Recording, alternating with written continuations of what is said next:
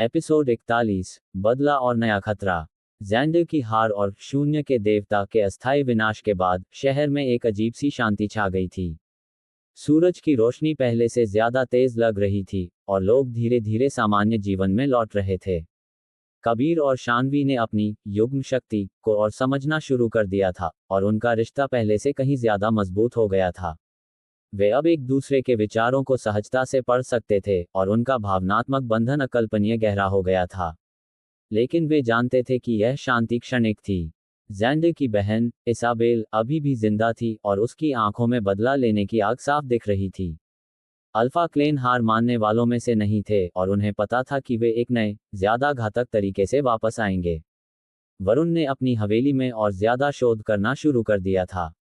उसे शक था कि इसाबेल किसी नए, ज्यादा प्राचीन स्रोत से शक्ति प्राप्त करने की कोशिश करेगी।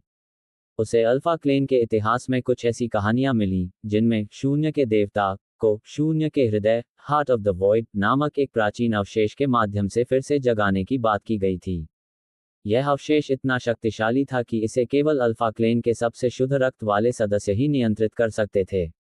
एक दिन शहर में अजीबोगरीब घटनाएं फिर से शुरू हो गईं। इस बार ये वैम्पायर हमले नहीं थे। लोग रात में एक गहरी, अकारण उदासी और खालीपन महसूस करने लगे थे। उनकी ऊर्जा धीरे धीरे कम हो रही थी और वे धीरे धीरे निष्क्रिय हो रहे थे, जैसे कि उनके अंदर की खुशी और जीवन शक्ति निचोड़ ली गई हो। यह एक नया, ज्यादा सूक्ष्म हमला था जिसे कोई समझ नहीं पा रहा था। कबीर और शानवी ने इन घटनाओं पर ध्यान दिया। शानवी को अपनी दिव्य हृदय शक्ति से एक अजीब सी ठंडी ऊर्जा महसूस हुई जो पूरे शहर में फैल रही थी। यह ऊर्जा शून्य के देवता की ऊर्जा से थोड़ी अलग थी, लेकिन उतनी ही भयावह थी। ये कुछ नया है, शानवी ने कहा, उसकी आवाज में चिंता थी। ये शून्य के देवता की तरह नहीं है, लेकिन यह उतनी ही भयानक है। कबीर ने अपनी पिशाची इंद्रियों से ऊर्जा के स्रोत का पता लगाने की कोशिश की। उसे एहसास हुआ कि ऊर्जा शहर के सबसे पुराने और वीरान पड़े चर्च से आ रही थी। ये चर्च सदियों से बंद पड़ा था और उसे भूतों का डेरा माना जाता था। मुझे लगता है कि इसाबेल शून्य के हृदय को जगाने की कोशिश कर रही है, वरुण ने कहा, जब कबीर ने उसे चर्च के बारे में बताया। यह एक ऐसी शक्ति है जो सीधे इंसानों की आत्मा पर हमला करती है, उनकी इच्छा शक्ति और जीवन शक्ति को छीन लेती है। कबीर और शानवी ने तुरंत चर्च जाने का फैसला किया। उन्हें पता था कि यह एक और खतरनाक मिशन होगा। जब वे चर्च पहुंचे तो उसका माहौल भयानक था। खिड़कियों से कोई रोशनी नहीं आ रही थी और दरवाजे जंग खाए हुए थे। अंदर से एक अजीब सी भयावह गूंज आ रही थी। चर्च के अंदर का माहौल और भी डरावना था। हवा में एक अजीब सी ठंडी ऊर्जा थी जिससे सांस लेना भी मुश्किल हो रहा था।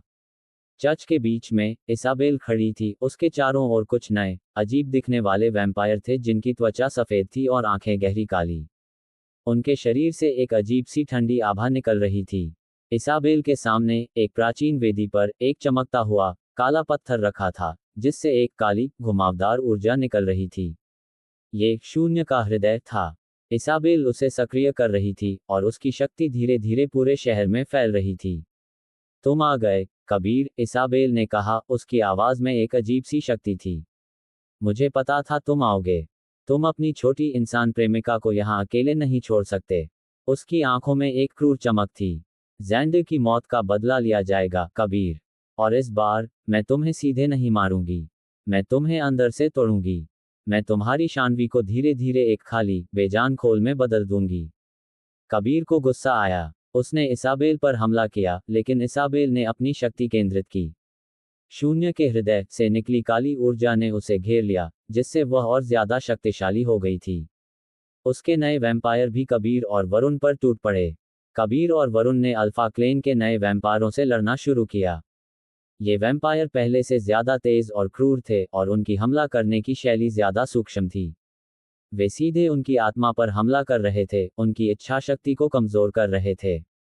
शानवी ने देखा कि इसाबेल शून्य के हृदय से ऊर्जा खींच रही थी और उसकी शक्ति बढ़ती जा रही थी।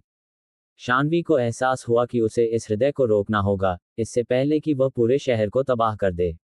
जब शानवी ने शून्य के हृदय की तरफ हाथ बढ़ाया तो इसाबेल ने उसे देखा।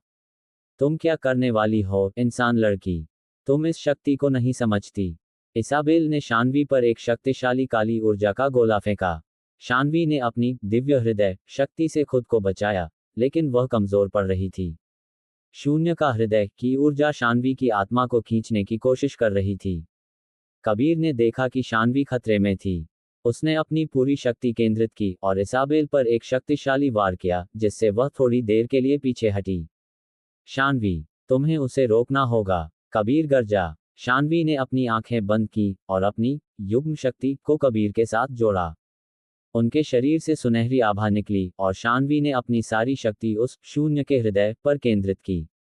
उसने अपनी नीली ऊर्जा को शून्य के हृदय पर फेंका और एक जोरदार धमाका हुआ। शून्य का हृदय कांप उठा और उसकी काली ऊर्जा अस्थिर होने लगी। इसाबेल चीखी। उसे एहसास हुआ कि शानवी की शक्ति शून्य के हृदय को नुकसान पहुंचा रही थी।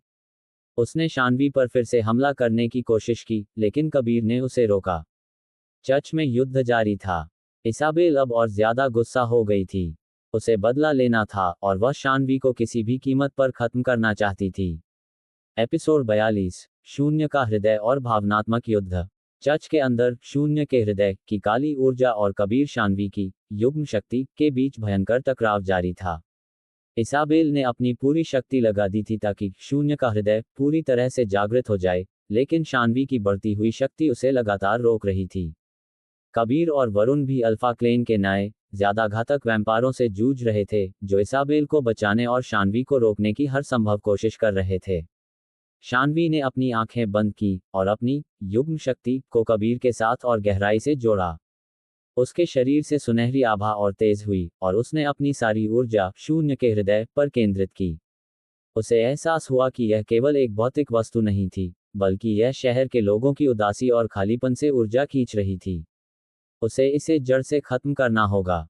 तुम्हें इसे रोकना होगा, शानवी, कबीर ने जोरदार आवाज में कहा, जब उसने इसाबेल को एक शक्तिशाली वार से पीछे धकेला। शानवी ने अपनी पूरी शक्ति से एक नीली ऊर्जा की किरण शून्य के हृदय पर फेंकी। किरण इतनी तीव्र थी कि शून्य का हृदय कांप उठा और उसमें दरारें पड़ने लगीं। काली ऊर्जा का प्रवाह स्थिर होने लगा और चर्च में एक अजीब सी गूंज फैल गई। इसाबेल ने शानवी की तरफ देखा, उसकी आंखों में गुस्सा और डर था। उसे एहसास हुआ कि शानवी शून्य के हृदय को नष्ट कर रही थी। उसने अपनी सारी बची हुई शक्ति को केंद्रित किया और एक काली, घुमावदार ऊर्जा का गोला बनाया, जिसे उसने सीधे शानवी पर फेंका। ये गोला सिर्फ शारीरिक नहीं था, बल्कि भावनात्मक भी था, जिसका मकसद शानवी के मन में संदेह और डर पैदा करना था। तुम कभी कबीर के लायक नहीं हो, शानवी, इसाबेल की आवाज शानवी के दिमाग में गूंजी। तुम्हारा प्यार उसे कमजोर कर रहा है। वह एक राक्षस है और तुम उसे कभी नहीं बदल सकती। तुम उसे बर्बाद कर दोगी। शानवी को एक पल के लिए अपनी शक्ति कमजोर पड़ती महसूस हुई। इसाबेल के शब्द उसके दिल में चुभ गए। उसे कबीर के अतीत की याद आई, उसकी पिशाची भूख और कैसे उसने खुद को उससे दूर कर लिया था। क्या वह सच में कबीर के लिए एक बोझ थी? क्या उसका प्यार उसे कमजोर कर रहा था? कबीर ने देखा कि शानवी की शक्ति अस्थिर हो रही थी और उसके चेहरे पर दर्द था। उसे एहसास हुआ कि इसाबेल शानवी पर मानसिक हमला कर रही थी। कबीर ने अपनी सारी शक्ति केंद्रित की और इसाबेल के काली ऊर्जा के गोले को भेद दिया। वह तेजी से शानवी के पास आया और उसे अपनी बाहों में भर लिया। नहीं, शानवी, कबीर ने जोरदार आवाज में कहा, उसकी आवाज में दृढ़ता थी। उसकी बातों पर विश्वास मत करो। तुम मेरी शक्ति हो। तुम्हारा प्यार मुझे मजबूत बनाता है, कमजोर नहीं। कबीर ने शानवी की आंखों में देखा और अपनी सारी ऊर्जा उसे दी। शानवी को कबीर के स्पर्श से एक नई शक्ति मिली। उसे एहसास हुआ कि इसाबेल झूठ बोल रही थी। उसका प्यार कबीर को कमजोर नहीं, बल्कि मजबूत बनाता था। शानवी ने अपनी आंखें बंद की और अपनी युग्म शक्ति को फिर से केंद्रित किया। उसकी नीली ऊर्जा और तेज हुई और उसने शून्य के हृदय पर एक अंतिम शक्तिशाली वार किया। एक जोरदार धमाका हुआ और शून्य का हृदय टूटकर बिखर गया, उसकी काली ऊर्जा हवा में घुल गई। इसाबेल चीखी, उसकी आंखों में निराशा थी। शून्य का हृदय नष्ट हो गया था और शून्य के देवता को बुलाने की उसकी योजना विफल हो गई थी। अल्फा क्लेन के वैम्पायर भी कमजोर पड़ गए थे, क्योंकि उनकी शक्ति का स्रोत खत्म हो गया था।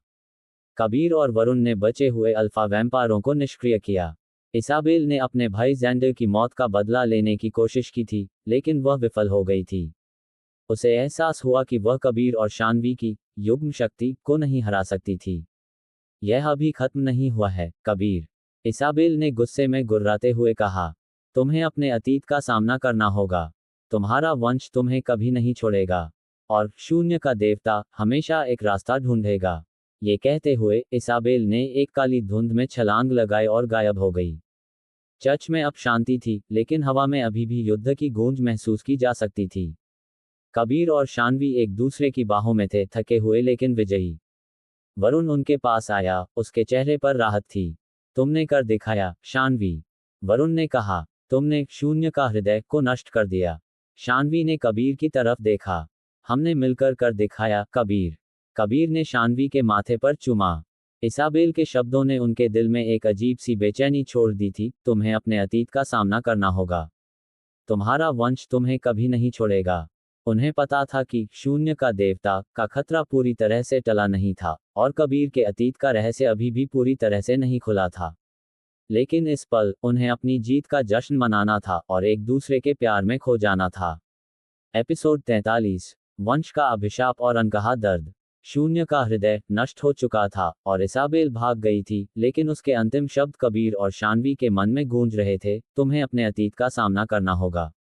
तुम्हारा वंश तुम्हें कभी नहीं छोड़ेगा।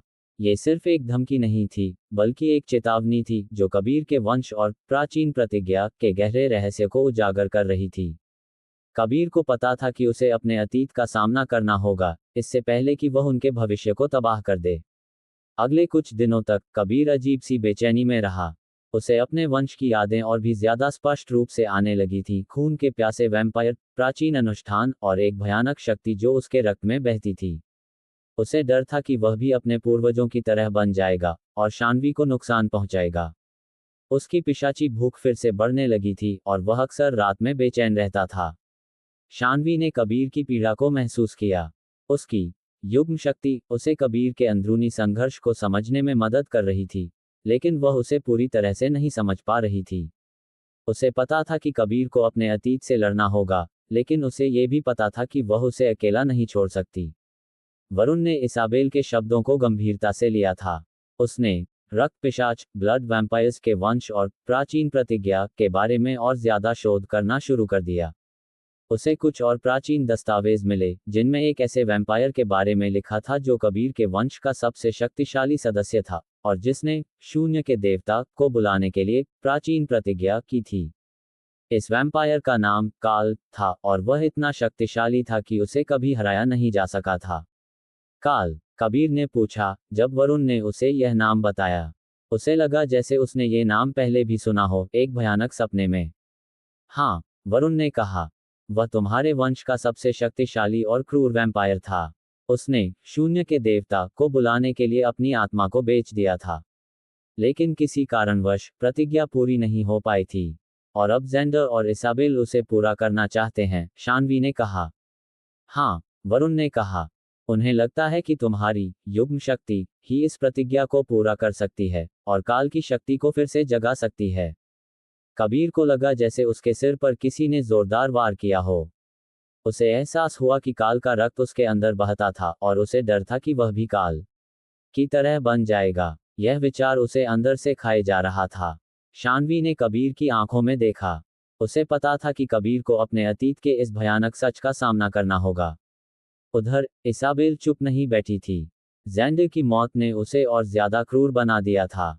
उसे पता था कि कबीर अपने अतीत के बोझ से जूझ रहा था और उसने इसका फायदा उठाने का फैसला किया।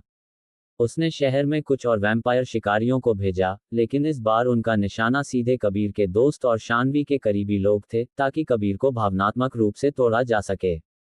एक दिन शानवी की सबसे अच्छी सहेली रिया अचानक गायब हो गई। उसे आखिरी बार कॉलेज के पास देखा गया था। शानवी को पता था कि यह इसाबेल का काम था। रिया कहाँ है? शानवी ने चिंता से पूछा। कबीर ने अपनी पिशाची इंद्रियों से रिया का पता लगाने की कोशिश की। उसे एहसास हुआ कि रिया को शहर के पुराने परित्यक्त कारखाने में ले जाया गया था। ये कारखाना एक भयानक जगह थी, जहां अंधेरा और सन्नाटा था। यह इसाबेल का जाल है, कबीर ने कहा, उसकी आवाज में गुस्सा था। वह मुझे वहां खींचना चाहती है। हमें उसे बचाना होगा, कबीर। शानवी ने कहा। कबीर थोड़ा झिझका। उसे डर था कि वह रिया को बचाने की कोशिश में अपनी भूख पर नियंत्रण खो देगा और उसे नुकसान पहुंचाएगा। उसका अतीत उसे फिर से घेर रहा था। मैं नहीं कर सकता, शानवी, कबीर ने कहा, उसकी आवाज में दर्द था। अगर मैंने उसे चोट पहुंचाई तो? शानवी ने कबीर का हाथ पकड़ा। तुम ऐसा नहीं करोगे, कबीर। तुम एक राक्षस नहीं हो। तुम एक योद्धा हो। तुम्हें रिया को बचाना होगा। हम साथ मिलकर जाएंगे। कबीर ने शानवी की आंखों में देखा। उसे शानवी के विश्वास से एक नई शक्ति मिली। उसे पता था कि उसे अपने डर का सामना करना होगा और अपने अतीत के बोझ को तोड़ना होगा। वे तीनों, कबीर, शानवी और वरुण, पुराने कारखाने की तरफ बढ़े। कारखाना रात के अंधेरे में एक भयानक, विशाल छाया जैसा लग रहा था। अंदर से अजीबोगरीब आवाजें आ रही थीं और हवा में एक ठंडी, भयावह ऊर्जा थी। उन्हें पता था कि इसाबेल वहां होगी और वह उन्हें एक बार फिर प्राचीन प्रतिज्ञा के लिए मजबूर करने की कोशिश करेगी। यह उनके रिश्ते की सबसे बड़ी परीक्षा थी, जहां कबीर को अपने वंश के अभिशाप से लड़ना था और शानवी को उसे इस अनकहे दर्द से आजाद करना था। एपिसोड 44, काल का पुनर्जन्म। शहर के बाहरी इलाके में स्थित परित्यक्त कारखाना रात के अंधेरे में एक भयावह कंकाल जैसा दिख रहा था। उसकी टूटी हुई खिड़कियां और जंग लगे लोहे के ढांचे एक भयानक अतीत की गवाही दे रहे थे। कबीर, शानवी और वरुण जानते थे कि यह इसाबेल का जाल था, जहां उसे रिया को बचाना था और कबीर को अपने वंश के सबसे गहरे रहस्य का सामना करना था, काल का अभिशाप। जैसे ही वे कारखाने के अंदर दाखिल हुए, उन्हें हवा में एक ठंडी, काली ऊर्जा महसूस हुई, जो शून्य के देवता की ऊर्जा से भी ज्यादा सघन और व्यक्तिगत थी। कारखाने के बीच में एक विशाल, अंधेरा चैम्बर था, जहां इसाबेल कुछ नए, ज्यादा क्रूर अल्फा वैम्पायरों के साथ खड़ी थी। उनके सामने, रिया एक प्राचीन वेदी पर बंधी हुई थी, उसके चेहरे पर डर साफ झलक रहा था।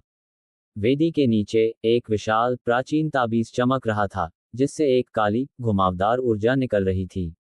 तुम आ गए, कबीर, इसाबेल ने कहा, उसकी आवाज में एक अजीब सी विजयी चमक थी। मुझे पता था तुम आओगे। अपनी इंसान प्रेमिका और अपने दोस्तों को बचाने के लिए। उसने ताबीज की तरफ इशारा किया। ये काल का ताबीज है, कबीर। तुम्हारे वंश का सबसे शक्तिशाली अवशेष। इसके जरिए, मैं तुम्हारे पूर्वज काल को फिर से जगाऊंगी। और जब वह वापस आएगा, तो तुम्हारी युग्म शक्ति भी हमारी हो जाएगी, और शून्य का देवता को इस दुनिया में लाने वाला कोई नहीं रोक पाएगा। कबीर ने देखा कि ताबीज से निकली काली ऊर्जा रिया के शरीर में घुस रही थी, उसे कमजोर कर रही थी। कबीर को गुस्सा आया। उसने इसाबेल पर हमला किया, लेकिन इसाबेल और उसके अल्फा वैम्पायर तैयार थे। तुमसे कोई नहीं बच पाएगा, कबीर, इसाबेल ने कहा। तुम्हारे वंश का अभिशाप तुम्हें हमेशा बांधे रखेगा। कबीर ने इसाबेल और अल्फा वैम्पायरों से लड़ना शुरू किया। उसकी पिशाची गति और शक्ति भयंकर थी, लेकिन अल्फा वैम्पायर अब और ज्यादा शक्तिशाली थे। इसाबेल खुद काल के ताबीज से ऊर्जा खींच रही थी, जिससे वह लगभग कबीर के बराबर शक्तिशाली हो गई थी। शानवी ने रिया की तरफ देखा। उसे पता था कि उसे रिया को बचाना होगा और इस ताबीज को नष्ट करना होगा। उसने अपनी दिव्य हृदय शक्ति को केंद्रित किया और अपनी ऊर्जा को ताबीज पर फेंका। ताबीज कांप उठा और उसकी काली ऊर्जा अस्थिर होने लगी। लेकिन तभी इसाबेल ने शानवी को देखा। तुम क्या करने वाली हो, इंसान लड़की? तुम्हें नहीं पता कि यह ताबीज कितना खतरनाक है। इसाबेल ने शानवी पर एक शक्तिशाली काली ऊर्जा का गोला फेंका। शानवी ने अपनी नीली ढाल से खुद को बचाया, लेकिन वह कमजोर पड़ रही थी। कबीर ने देखा कि शानवी खतरे में थी। उसने अपनी पूरी शक्ति केंद्रित की और इसाबेल पर हमला किया। इसाबेल ने उसे रोका, लेकिन कबीर ने उसे धक्का दिया और तेजी से ताबीज की तरफ बढ़ा। नहीं, कबीर, इसाबेल गरजी, उसे मत छूना। कबीर ने ताबीज को छुआ। जैसे ही उसने उसे छुआ, एक भयानक, काली ऊर्जा उसके शरीर में घुस गई। उसे अपने वंश के इतिहास की सारी यादें याद आने लगी, काल की क्रूरता, उसके द्वारा किए गए विनाश और उसकी असीमित भूख।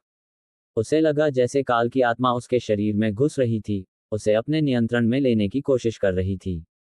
कबीर दर्द से चीखा। उसकी आंखें पूरी तरह काली हो गईं और उसके शरीर से एक भयानक, काली आभा निकलने लगी। वह अब कबीर नहीं था, बल्कि काल का अंश था, जो पुनर्जन्म ले रहा था। शानवी ने ये सब देखा। उसका दिल टूट गया। उसे एहसास हुआ कि यह इसाबेल का असली मकसद था, कबीर को काल में बदल देना, ताकि वह प्राचीन प्रतिज्ञा को पूरा कर सके। कबीर, शानवी चीखी। इसाबेल हंसी। तुम्हें लगता था तुम उसे बचा सकती हो, इंसान लड़की। लेकिन अब बहुत देर हो चुकी है। काल वापस आ गया है। और अब तुम्हारी युग्म शक्ति भी हमारी होगी।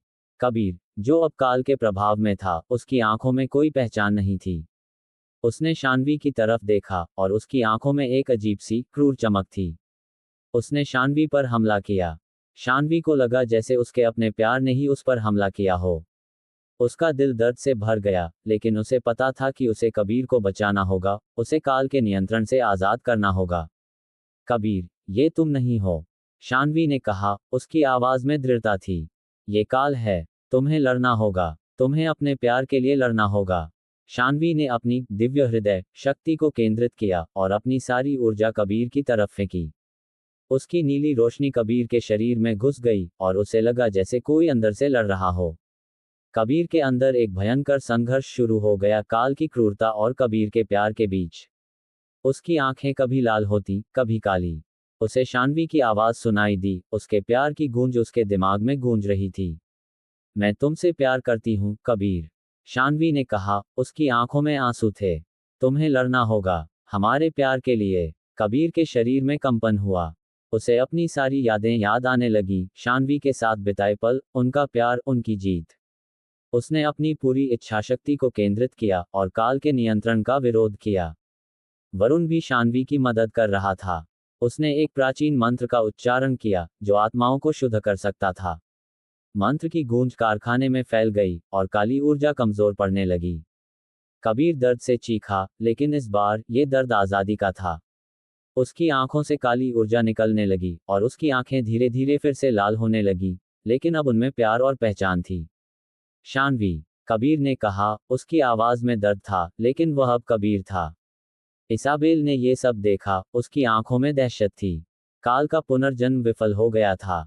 उसने गुस्से में गुर्राते हुए ताबीज को तोड़ने की कोशिश की, लेकिन शानवी ने अपनी पूरी शक्ति से ताबीज पर वार किया।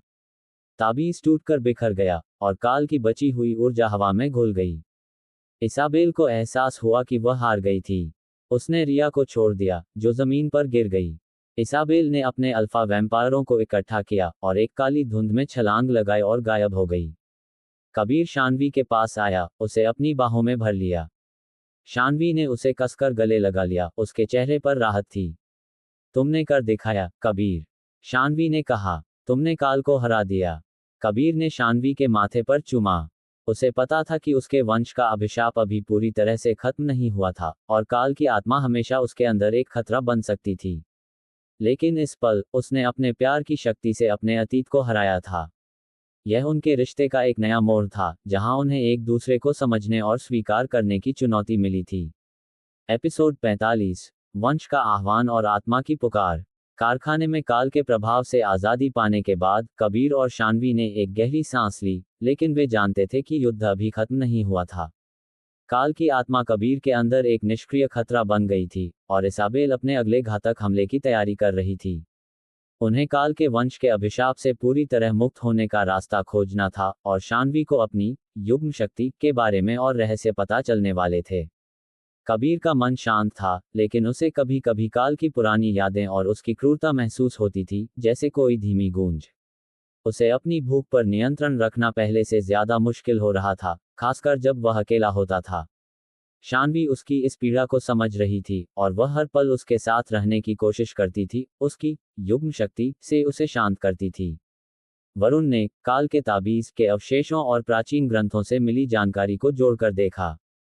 उसे एक ऐसा अनुष्ठान मिला, जिसे वंश का आह्वान एंसेस्ट्रल कॉल कहा जाता था। यह एक ऐसा प्राचीन अनुष्ठान था जिससे एक वैम्पायर अपने वंश के सभी पूर्वजों की आत्माओं को शांत कर सकता था, और काल जैसे अभिशापों से पूरी तरह मुक्त हो सकता था। लेकिन यह अनुष्ठान अत्यंत खतरनाक था, और इसे केवल दिव्य हृदय वाली आत्मा ही पूरा कर सकती थी। यह अनुष्ठान काल की आत्मा को तुम्हारे रक्त से पूरी तरह अलग कर देगा, कबीर, वरुण ने कहा, उसकी आवाज में गंभीरता थी। लेकिन इसके लिए तुम्हें अपने वंश के सभी पूर्वजों का सामना करना होगा। कबीर ने शानवी की तरफ देखा। और शानवी को इसे पूरा करना होगा। हाँ, वरुण ने कहा, तुम्हारी युग्म शक्ति ही इसे संभव कर सकती है। शानवी को अपनी दिव्य हृदय शक्ति का उपयोग करके तुम्हारे वंश की आत्माओं को शांत करना होगा और तुम्हें अभिशाप से मुक्त करना होगा। शानवी थोड़ा झिझकी, लेकिन उसकी आंखों में दृढ़ता थी। मैं करूंगी, कबीर, तुम्हारे लिए कुछ भी। कबीर को शानवी पर पूरा भरोसा था, लेकिन उसे इस अनुष्ठान की कीमत का डर था। उसे अपने वंश के सबसे क्रूर पूर्वजों का सामना करना होगा, और उसे नहीं पता था कि वह अपनी भूख पर नियंत्रण रख पाएगा या नहीं। इस बीच इसाबेल चुप नहीं बैठी थी। ज़ैंडर की मौत और काल के पुनर्जन्म की विफलता ने उसे और ज्यादा शक्तिशाली बना दिया था। उसे पता था कि शून्य का देवता को इस दुनिया में लाने के लिए उसे एक और शक्तिशाली स्रोत की आवश्यकता होगी। उसने शहर के सबसे पुराने और सबसे गुप्त भूत प्रेत वाले कब्रिस्तान को चुना, जहां सदियों से कई शक्तिशाली वैम्पायरों और जादूगरों को दफनाया गया था। वह उन सभी की ऊर्जा को खींचकर एक अंतिम और सबसे घातक हथियार बनाना चाहती थी, जिसे काल का प्रतिरूप फैंटम ऑफ काल कहा जाता था। एक ऐसी आत्मा जो काल की ही तरह शक्तिशाली थी, लेकिन उसका कोई भौतिक शरीर नहीं था। एक रात शानवी को एक भयानक सपना आया। उसने देखा कि इसाबेल कब्रिस्तान में एक अजीब सा अनुष्ठान कर रही थी, और उसके चारों ओर काली ऊर्जा घूम रही थी। उसे शून्य का देवता की फुसफुसाहट सुनाई दी, जो और ज्यादा तीव्र हो गई थी। उसे एहसास हुआ कि यह इसाबेल का अगला हमला था। शानवी ने तुरंत कबीर और वरुण को बताया। इसाबेल कब्रिस्तान में है, वह कुछ भयानक कर रही है। कबीर को अपनी काल की प्रवृत्ति फिर से जागृत होती महसूस हुई, लेकिन उसने उसे दबा दिया। हमें उसे रोकना होगा, इससे पहले कि वह काल का प्रतिरूप को जगाए। उन्होंने तुरंत कब्रिस्तान जाने का फैसला किया। वरुण ने उन्हें काल के प्रतिरूप के बारे में बताया। ये काल की ही तरह शक्तिशाली था, लेकिन इसे नष्ट करना और भी मुश्किल था, क्योंकि यह आत्मा के रूप में था। इसे केवल वंश के आह्वान से ही पूरी तरह से शांत किया जा सकता था।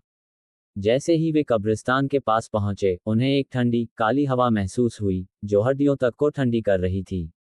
कब्रिस्तान के अंदर से भयानक चीखें और फुसफुसाहटें आ रही थीं। कब्रिस्तान के बीच में इसाबेल खड़ी थी। उसके सामने एक वेदी पर एक चमकता हुआ काली ऊर्जा से भरा क्रिस्टल था। उसके चारों ओर कई अदृश्य आत्माएं नाच रही थीं, और उनके अंदर की ऊर्जा काल के प्रतिरूप को जगा रही थी। तुम आ गए, इसाबेल ने कहा। उसकी आंखों में एक अजीब सी चमक थी। तुम अपनी इंसान प्रेमिका को यहाँ अकेले नहीं छोड़ सकते। उसने अपनी शक्ति केंद्रित की, और काल के प्रतिरूप की ऊर्जा और तेज हुई। उसे एहसास हुआ कि कबीर अभी भी काल के प्रभाव में था, और उसने इसका फायदा उठाने की कोशिश की। कबीर, ये तुम्हारा ही वंश है, इसाबेल ने कहा। उसकी आवाज कबीर के दिमाग में गूंज रही थी। तुम्हारी आत्मा उन्हें बुला रही है, तुम उनसे भाग नहीं सकते। कबीर को लगा जैसे उसके अंदर कुछ खींच रहा था। उसकी आंखें लाल हो गईं, और उसे अपने वंश की आत्माएं अपने पास आती महसूस हुईं। ये वंश का आह्वान था, लेकिन यह इसाबेल के नियंत्रण में था। शानवी ने कबीर का हाथ पकड़ा। कबीर, लड़ो, ये तुम नहीं हो, यह उसका जाल है। इसाबेल ने कबीर और शानवी पर हमला किया, साथ ही अदृश्य आत्माओं ने भी हमला किया। कबीर और शानवी को इसाबेल और उन अदृश्य आत्माओं दोनों से लड़ना पड़ा। शानवी को एहसास हुआ कि उसे वंश का आह्वान अनुष्ठान अभी करना होगा, इससे पहले कि इसाबेल काल के प्रतिरूप को पूरी तरह से जगाए। उसने अपनी दिव्य हृदय शक्ति को केंद्रित किया और कबीर की तरफ देखा। हमें वंश का आह्वान करना होगा, कबीर, शानवी ने कहा। तुम्हें अपने अतीत को छोड़ना होगा। कबीर ने शानवी की आंखों में देखा। उसे पता था कि यह उसका अंतिम मौका था। उसने अपनी पूरी इच्छा शक्ति को केंद्रित किया और शानवी के साथ अपनी युग्म शक्ति को जोड़ा। उनके शरीर से सुनहरी आभा निकली, जो कब्रिस्तान को रोशन कर गई। शानवी ने अपनी दिव्य हृदय शक्ति का उपयोग करके कबीर के वंश की आत्माओं को अपनी तरफ खींचना शुरू किया। ये आत्माएं दर्द और गुस्से से भरी थीं, और वे शानवी पर हमला करने की कोशिश कर रही थीं। लेकिन शानवी ने अपनी शुद्ध ऊर्जा से उन्हें शांत करना शुरू किया। इसाबेल ने ये सब देखा। उसकी आंखों में गुस्सा और निराशा थी। नहीं, तुम ऐसा नहीं कर सकती। इसाबेल ने शानवी पर एक शक्तिशाली हमला किया, लेकिन कबीर ने उसे रोका। कबीर और इसाबेल के बीच एक भयंकर लड़ाई शुरू हो गई। कबीर अब और ज्यादा शक्तिशाली था, क्योंकि उसे अपनी आत्मा को आजाद करना था। शानवी दर्द से चीख रही थी, क्योंकि वह अपने अंदर कबीर के वंश की आत्माओं के दर्द को महसूस कर रही थी। लेकिन उसने हार नहीं मानी। उसने अपनी शुद्ध ऊर्जा से उन आत्माओं को शांत करना जारी रखा। धीरे धीरे आत्माएं शांत होने लगी और उनकी काली ऊर्जा सुनहरी रोशनी में बदलने लगी। जैसे ही अंतिम आत्मा शांत हुई, काल का प्रतिरूप का क्रिस्टल चमकना बंद हो गया और उसमें दरारें पड़ने लगीं। शून्य का देवता की फुसफुसाहट भी बंद हो गई। कबीर के शरीर से एक तेज सफेद रोशनी निकली और उसकी आंखें अब पूरी तरह से अपनी सामान्य लालिमा में आ गई थीं, लेकिन उनमें एक नई शांति और आज़ादी थी। वह काल के अभिशाप से पूरी तरह मुक्त हो गया था। इसाबेल चीखी, उसकी आंखों में दहशत थी। उसे एहसास हुआ कि उसकी अंतिम चाल विफल हो गई थी। काल का प्रतिरूप खत्म हो गया था और शून्य का देवता को बुलाने का उसका रास्ता बंद हो गया था। यह अभी खत्म नहीं हुआ है, इसाबेल ने गुस्से में गुर्राते हुए कहा। ये सब अभी खत्म नहीं हुआ है। ये कहते हुए इसाबेल ने एक काली धुंध में छलांग लगाई और गायब हो गई। कबीर शानवी के पास आया, उसे अपनी बाहों में भर लिया। शानवी थकी हुई थी, लेकिन उसके चेहरे पर एक जीत की मुस्कान थी। तुमने कर दिखाया, शानवी, कबीर ने कहा, उसकी आवाज में राहत और प्यार था। तुमने मुझे आजाद कर दिया। शानवी ने कबीर की तरफ देखा, उसकी आंखों में प्यार था। हमने मिलकर कर दिखाया, कबीर। वरुण उनके पास आया, उसके चेहरे पर मुस्कान थी। तुम अब पूरी तरह से मुक्त हो, कबीर। तुम्हारी आत्मा अब तुम्हारी अपनी है। कबीर और शानवी ने एक दूसरे को देखा। उनका प्यार अब और भी गहरा हो गया था, क्योंकि उन्होंने मिलकर अपने सबसे गहरे डर का सामना किया था। काल का अभिशाप खत्म हो गया था और अब वे एक नई शुरुआत कर सकते थे। लेकिन इसाबेल अभी भी बाहर थी और उन्हें पता था कि वह हार मानने वालों में से नहीं थी। एपिसोड 46, एक नई शुरुआत और छिपा हुआ खतरा।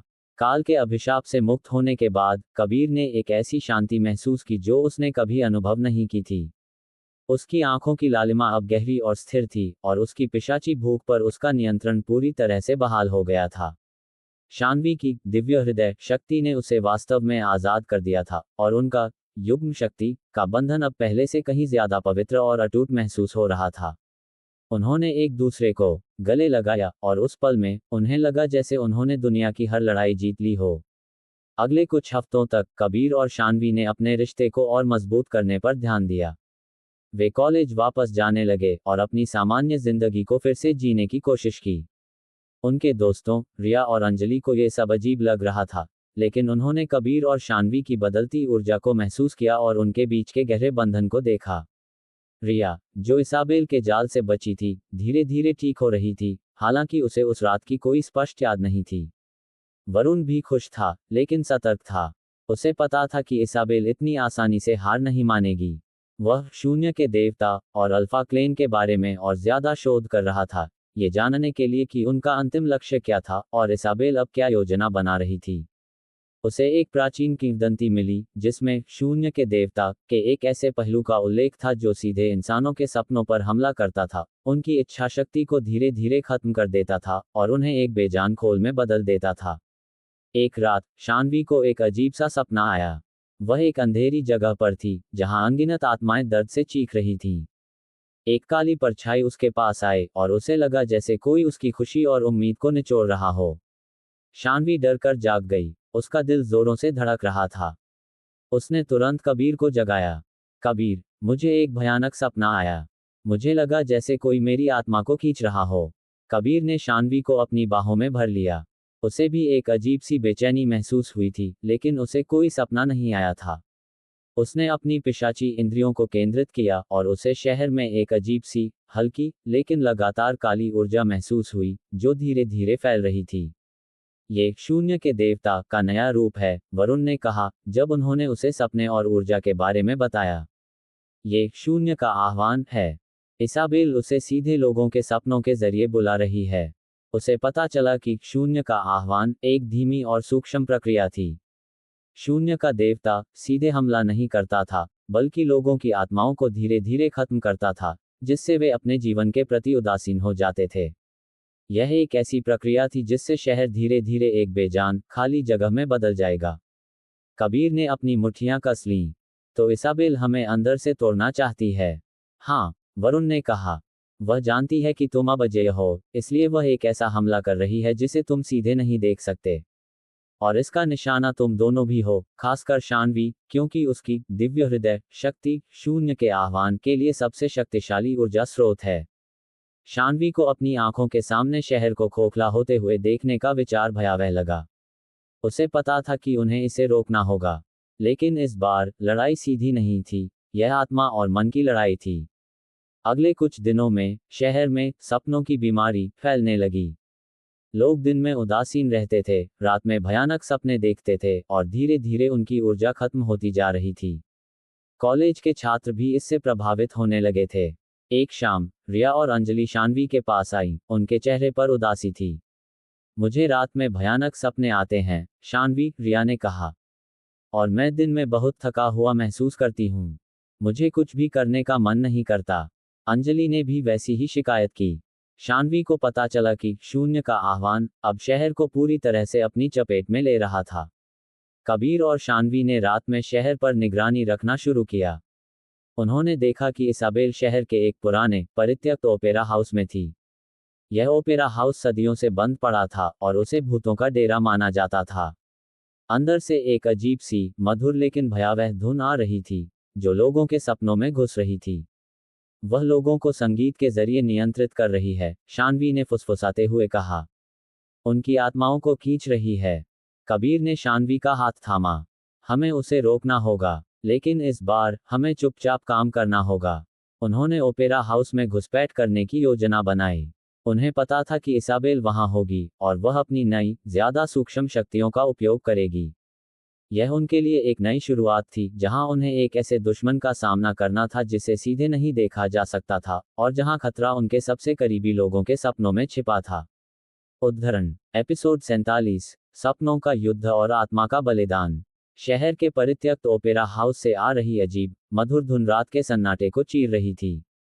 ये धुन लोगों के सपनों में घुसकर उनकी इच्छाशक्ति को निचोड़ रही थी, उन्हें एक बेजान खोल में बदल रही थी।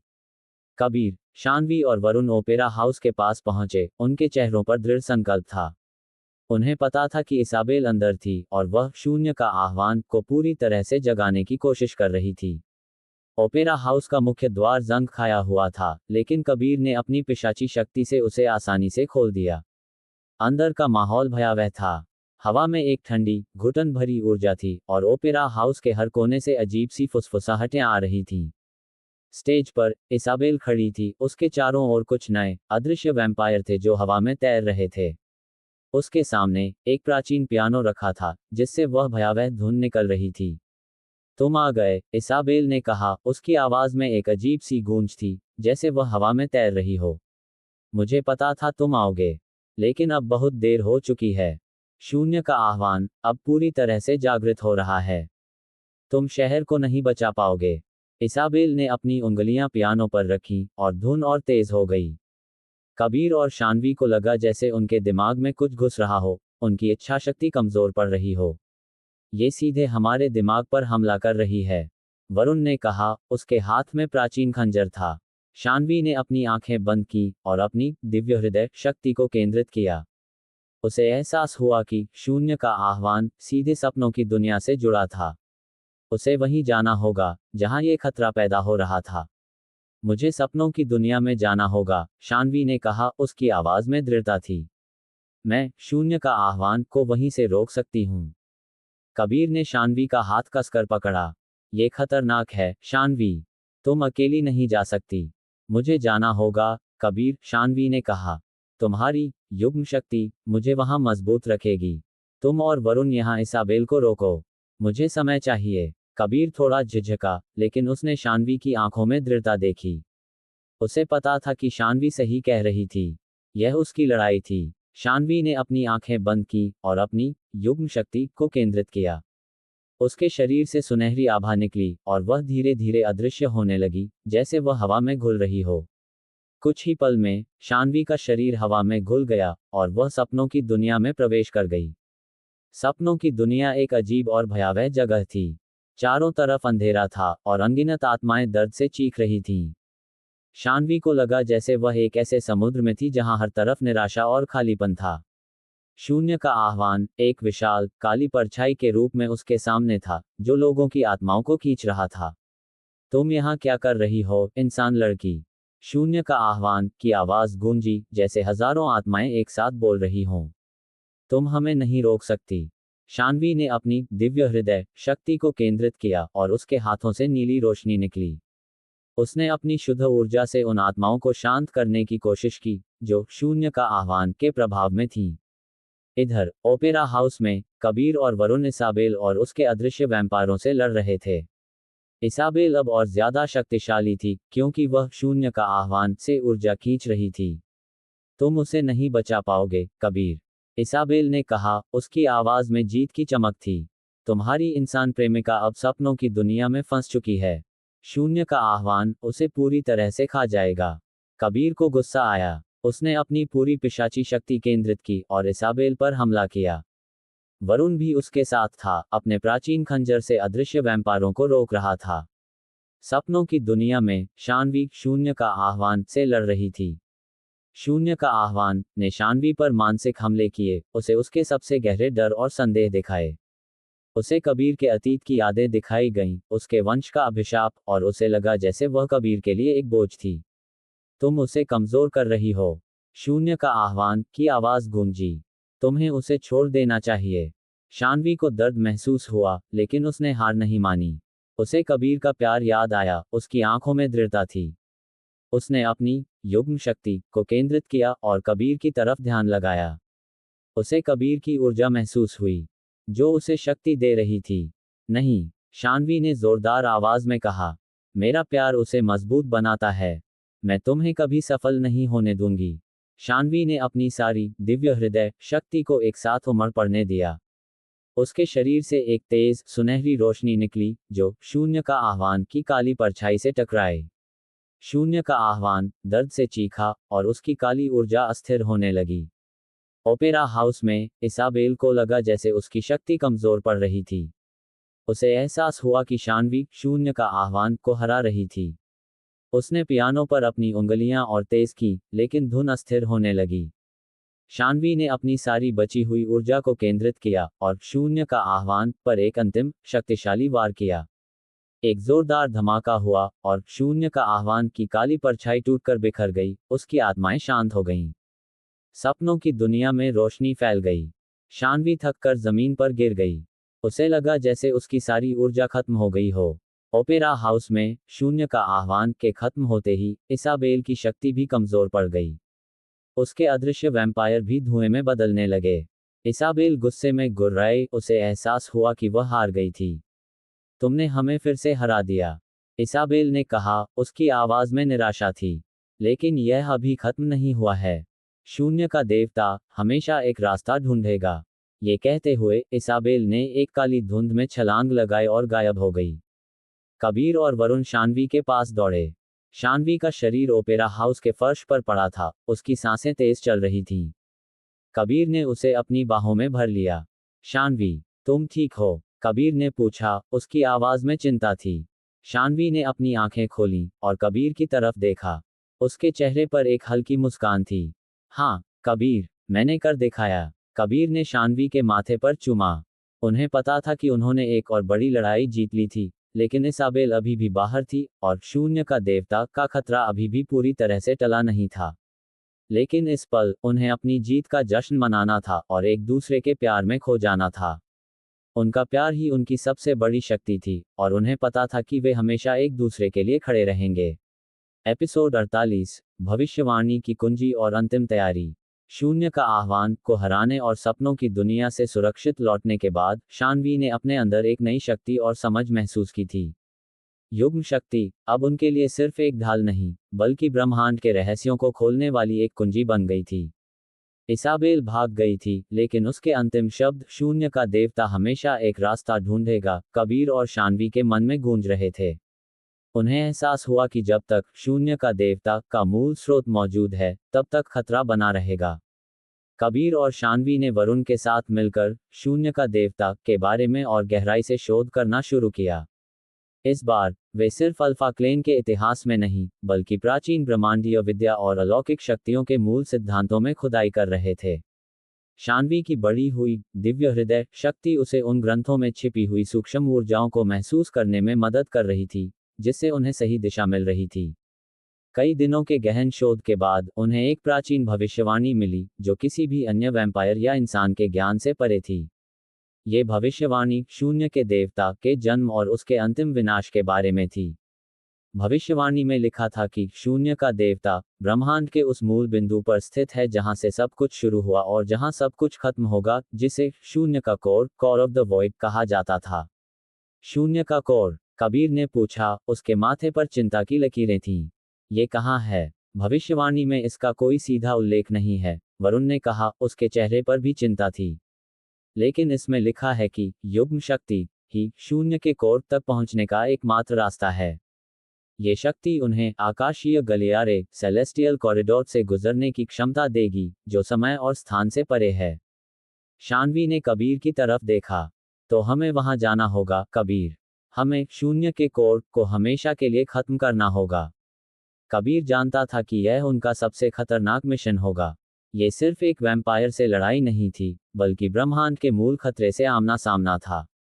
लेकिन इसाबेल एक प्यादा है कबीर, वरुण ने कहा। वह शून्य का देवता को जगाने के लिए सिर्फ एक साधन थी। जब तक शून्य का कोर मौजूद है, तब तक उस जैसे अनगिनत प्यादे बनते रहेंगे। उन्होंने ये भी पता लगाया कि शून्य का कोर तक पहुंचने के लिए उन्हें एक विशेष खगोलीय घटना की आवश्यकता होगी, जो सदियों में एक बार होती थी।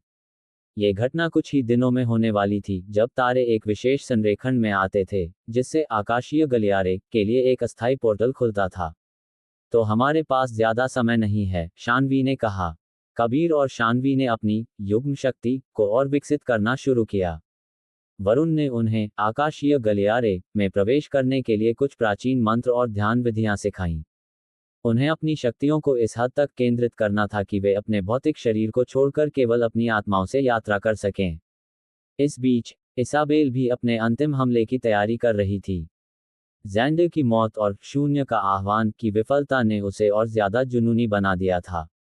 उसे लगा कि उसके पास अब कुछ भी खोने को नहीं था। उसने शून्य के कोर के बारे में कुछ धुंधली जानकारी हासिल कर ली थी, और उसे लगा कि अगर वह युग्म शक्ति को हासिल कर ले, तो वह शून्य का देवता को हमेशा के लिए नियंत्रित कर सकती है। इसाबेल ने शहर के सबसे ऊंचे और सबसे पुराने टावर, पुराने घंटाघर, को अपना अंतिम ठिकाना बनाया। ये टावर सदियों से बंद पड़ा था, और उसकी घड़ियां हमेशा के लिए रुकी हुई थीं। इसाबेल ने अपनी काली ऊर्जा से उसे सक्रिय कर दिया, और उसकी रुकी हुई घड़ियां फिर से चलने लगी, एक अजीबोगरीब और धीमी गति से। ये टावर अब एक ऊर्जा जनरेटर बन गया था, जो शहर से निराशा और उदासी खींच रहा था, जिससे शून्य के कोर को शक्ति मिल रही थी। एक रात शानवी को अपने सपनों में एक भयानक, लगातार टिक टिक की आवाज सुनाई दी। उसे लगा जैसे समय ही जम गया हो, और हर तरफ निराशा फैल रही हो। यह इसाबेल का नया हमला था, जो शून्य के कोर को सीधे सक्रिय कर रहा था। पुराना घंटाघर, शानवी ने कहा, जब उसने कबीर और वरुण को सपने के बारे में बताया। यह इसाबेल का नया ठिकाना है। कबीर ने वरुण की तरफ देखा। तो अब हमें उसे रोकना होगा, इससे पहले कि वह आकाशीय गलियारे के खुलने का फायदा उठाए। उन्हें पता था कि यह उनका अंतिम युद्ध होगा। ये सिर्फ इसाबेल से लड़ाई नहीं थी, बल्कि शून्य के देवता के अस्तित्व को हमेशा के लिए मिटाने की लड़ाई थी। कबीर और शानवी ने एक दूसरे का हाथ थामा, उनकी आंखों में दृढ़ संकल्प था। वे इस लड़ाई के लिए तैयार थे। उनका प्यार ही उनकी सबसे बड़ी ताकत था, और वे ब्रह्मांड के सबसे बड़े खतरे का सामना करने के लिए तैयार थे। एपिसोड 49, घंटाघर की परछाइयां। पुराना घंटाघर, जिसकी रुकी हुई घड़ियां अब इसाबेल की काली ऊर्जा से टिक टिक कर रही थीं, शहर के ऊपर एक भयावह प्रैरी की तरह खड़ा था। उसकी हर टिक टिक के साथ निराशा और उदासी शहर में फैल रही थी, शून्य के कोर को शक्ति दे रही थी। कबीर, शानवी और वरुण ने घंटाघर की तरफ कदम बढ़ाए। उन्हें पता था कि यह उनकी अंतिम और सबसे निर्णायक लड़ाई होगी। रात के अंधेरे में घंटाघर और भी विशाल और डरावना लग रहा था। उसकी पुरानी पत्थर की दीवारें रहस्य और भय से भरी थीं। अंदर से एक अजीब सी, यंत्रवत टिक टिक की आवाज आ रही थी, जो दिल की धड़कन जैसी लग रही थी। कबीर ने अपनी पिशाची इंद्रियों को केंद्रित किया। उसे इसाबेल की शक्तिशाली उपस्थिति महसूस हुई, और उसके चारों ओर अदृश्य वैम्पायरों की सेना भी थी। यह एक जाल है, कबीर ने फुसफुसाते हुए कहा। वह हमारा इंतजार कर रही है। हमें सावधान रहना होगा, वरुण ने कहा, अपने प्राचीन खंजर को कसकर पकड़े हुए। उन्होंने घंटाघर के मुख्य द्वार को खोला, जो एक धीमी, भयावह चीख के साथ खुला। अंदर का माहौल और भी डरावना था। हवा में एक ठंडी, घुटन भरी ऊर्जा थी और दीवारों पर अजीबोगरीब छायाएं नाच रही थीं। बीच में एक विशाल, गोलाकार कमरा था, जिसके केंद्र में घंटाघर का विशाल यंत्र था, जिसकी रुकी हुई सुइयां अब तेजी से घूम रही थीं।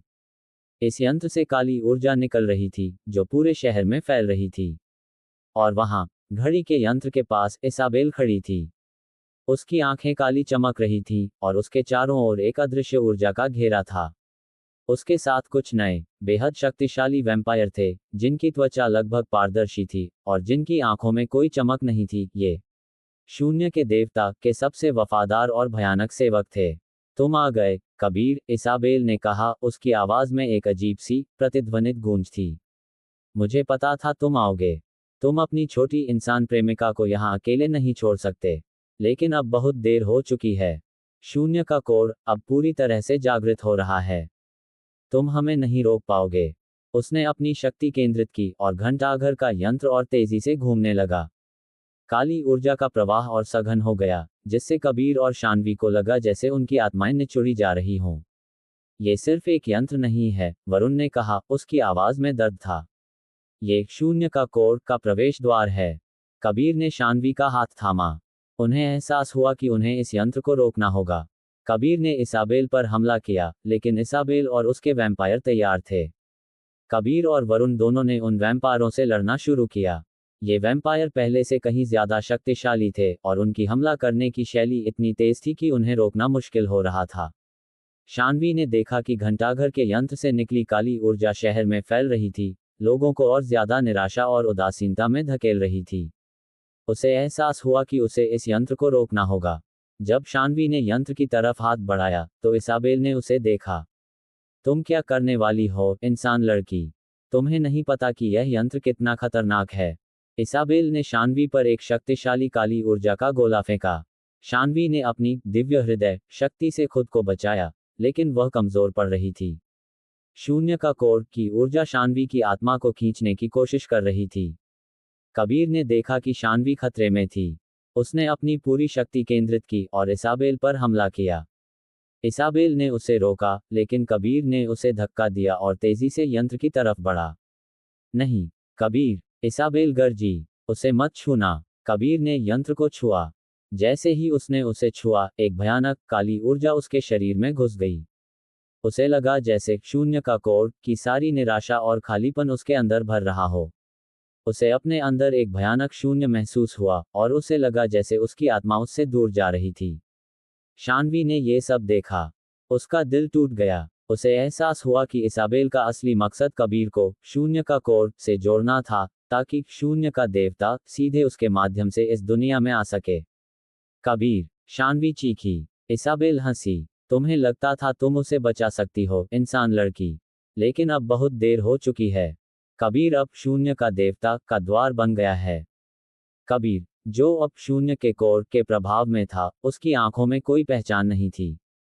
उसने शानवी की तरफ देखा, और उसकी आंखों में एक अजीब सी खाली चमक थी। घंटाघर का यंत्र और तेजी से घूमने लगा, और उससे निकली काली ऊर्जा ने कबीर को घेर लिया। शानवी को लगा जैसे उसके अपने प्यार ने ही उस पर हमला किया हो। उसका दिल दर्द से भर गया, लेकिन उसे पता था कि उसे कबीर को बचाना होगा, उसे शून्य के कोर के नियंत्रण से आजाद करना होगा। कबीर, ये तुम नहीं हो, शानवी ने कहा, उसकी आवाज में दृढ़ता थी। ये शून्य का कोर है। तुम्हें लड़ना होगा। तुम्हें अपने प्यार के लिए लड़ना होगा। शानवी ने अपनी दिव्य हृदय शक्ति को केंद्रित किया और अपनी सारी ऊर्जा कबीर की तरफ फेंकी। उसकी नीली रोशनी कबीर के शरीर में घुस गई, और उसे लगा जैसे कोई अंदर से लड़ रहा हो। कबीर के अंदर एक भयंकर संघर्ष शुरू हो गया, शून्य के कोर का खालीपन और कबीर के प्यार के बीच। उसकी आंखें कभी लाल होती, कभी खाली। उसे शानवी की आवाज सुनाई दी, उसके प्यार की गूंज उसके दिमाग में गूंज रही थी। मैं तुमसे प्यार करती हूँ, कबीर, शानवी ने कहा, उसकी आंखों में आंसू थे। तुम्हें लड़ना होगा, हमारे प्यार के लिए। कबीर के शरीर में कंपन हुआ। उसे अपनी सारी यादें याद आने लगी, शानवी के साथ बिताए पल, उनका प्यार, उनकी जीत। उसने अपनी पूरी इच्छाशक्ति को केंद्रित किया और शून्य के कोर के नियंत्रण का विरोध किया। वरुण भी शानवी की मदद कर रहा था। उसने एक प्राचीन मंत्र का उच्चारण किया, जो आत्माओं को शुद्ध कर सकता था। मंत्र की गूंज घंटाघर में फैल गई और काली ऊर्जा कमजोर पड़ने लगी। कबीर दर्द से चीखा, लेकिन इस बार ये दर्द आजादी का था। उसकी आंखों से काली ऊर्जा निकलने लगी और उसकी आंखें धीरे धीरे फिर से लाल होने लगी थीं। लेकिन अब उनमें प्यार और पहचान थी। शानवी, कबीर ने कहा, उसकी आवाज में दर्द था, लेकिन वह अब कबीर था। इसाबेल ने ये सब देखा, उसकी आंखों में दहशत थी। शून्य का कोर का प्रवेश द्वार विफल हो गया था। उसने गुस्से में गुर्राते हुए यंत्र को तोड़ने की कोशिश की, लेकिन शानवी ने अपनी पूरी शक्ति से यंत्र पर वार किया। यंत्र टूटकर बिखर गया और शून्य का कोर की बची हुई ऊर्जा हवा में घुल गई। इसाबेल को एहसास हुआ कि वह हार गई थी। उसने अपने वैम्पायरों को इकट्ठा किया और एक काली धुंध में छलांग लगाई और गायब हो गई। घंटाघर में अब शांति थी, लेकिन हवा में अभी भी युद्ध की गूंज महसूस की जा सकती थी। कबीर शानवी के पास आया, उसे अपनी बाहों में भर लिया। शानवी थकी हुई थी, लेकिन उसके चेहरे पर एक जीत की मुस्कान थी। तुमने कर दिखाया, कबीर, शानवी ने कहा। तुमने शून्य का कोर को हरा दिया। कबीर ने शानवी के माथे पर चूमा।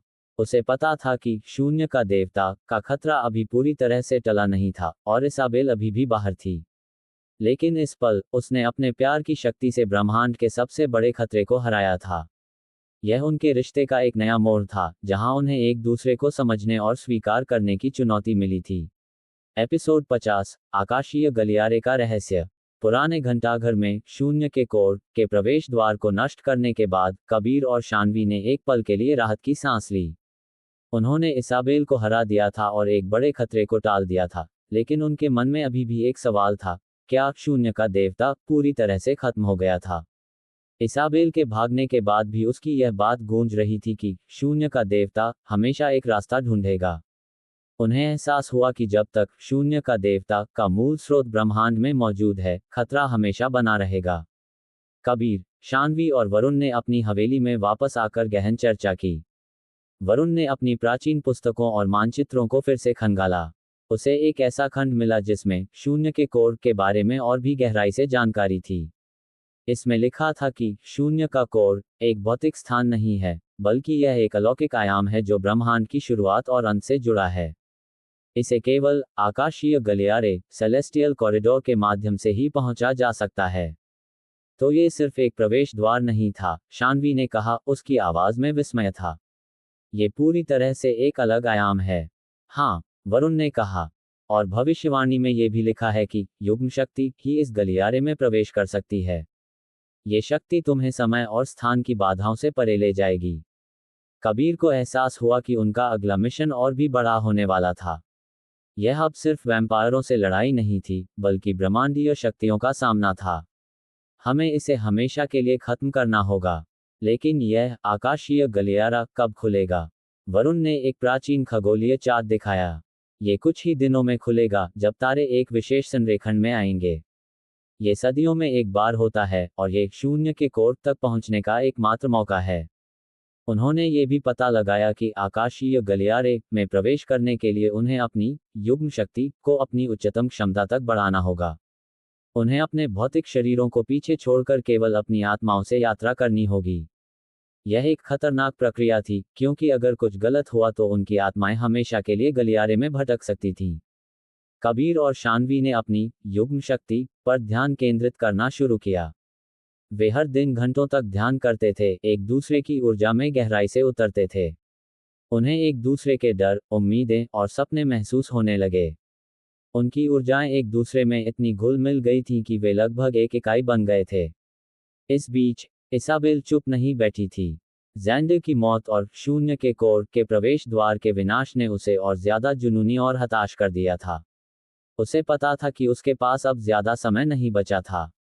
उसने शून्य का देवता को जगाने के लिए एक अंतिम हताश प्रयास करने का फैसला किया। उसे पता चला कि शून्य का कोर तक पहुंचने के लिए एक और गुप्त रास्ता था, जो आकाशीय गलियारे जितना सुरक्षित नहीं था, लेकिन अगर वह सफल हो जाती तो उसे असीमित शक्ति मिल सकती थी। इसाबेल ने शहर के बाहर एक प्राचीन परित्यक्त पहाड़ी किले को अपना अंतिम ठिकाना बनाया। ये किला सदियों पुराना था और इसे रहस्यमय शक्तियों का केंद्र माना जाता था। इसाबेल ने अपनी सारी बची हुई शक्ति से किले को सक्रिय कर दिया और उसके चारों ओर एक काली आभा फैल गई जो पूरे क्षेत्र को अपनी चपेट में ले रही थी। वह वहां एक ऐसा अनुष्ठान कर रही थी जिससे वह शून्य का कोर तक सीधे एक अस्थायी अस्थिर पोर्टल खोल सके। एक रात शानवी को अपने सपनों में एक भयानक तूफानी ऊर्जा महसूस हुई। उसे लगा जैसे कोई विशालकाय शक्ति उसकी तरफ बढ़ रही हो। उसे दूर से इसाबेल की आवाज सुनाई दी, जो एक अजीब सी भाषा में मंत्र पढ़ रही थी। उसे एहसास हुआ कि इसाबेल, शून्य का देवता, को सीधे उस अस्थायी पोर्टल के जरिए बुला रही थी, जो उसके नियंत्रण में नहीं था। इसाबेल पहाड़ी किले में है, शानवी ने कहा, जब उसने कबीर और वरुण को सपने के बारे में बताया। वह एक अस्थिर पोर्टल खोलने की कोशिश कर रही है। वह, शून्य का देवता, को सीधे बुला रही है। कबीर ने वरुण की तरफ देखा। हमें उसे रोकना होगा, इससे पहले कि वह ब्रह्मांड को तबाह कर दे। उन्हें पता था कि यह उनका अंतिम युद्ध होगा। ये सिर्फ इसाबेल से लड़ाई नहीं थी, बल्कि एक ऐसी लड़ाई थी जहां उन्हें, शून्य का देवता, को हमेशा के लिए खत्म करना था, चाहे इसके लिए उन्हें किसी भी कीमत पर आकाशीय गलियारे से गुजरना पड़े। कबीर और शानवी ने एक दूसरे का हाथ थामा, उनकी आंखों में दृढ़ संकल्प था। वे इस लड़ाई के लिए पूरी तरह से तैयार थे और उनका प्यार उनकी सबसे बड़ी ताकत थी।